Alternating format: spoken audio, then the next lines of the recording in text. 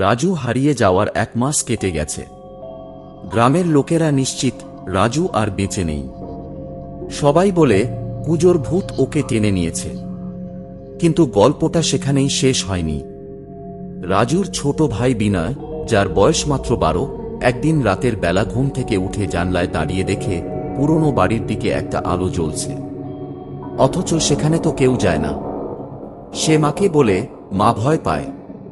কিন্তু বিনয়ের মাথায় ঢুকে যায়, ভাই যদি বেঁচে থাকে।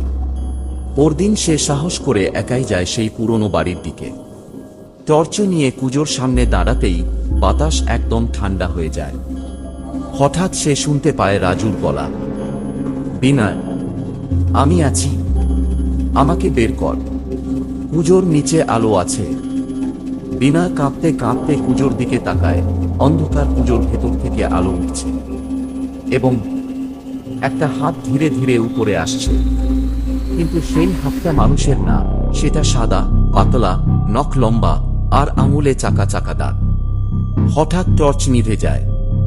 কুজোর ভেতর থেকে আবার আওয়াজ আসে, বিনয়, তোকে নিতে এসেছি, এবার তুই থাকবি আমার সাথে। পরবর্তী পর্বে বিনয় কি পারবে ভাইকে খুঁজে পেতে, নাকি কুজোর অভিশাপ এবার ওকে গিলে ফেলবে?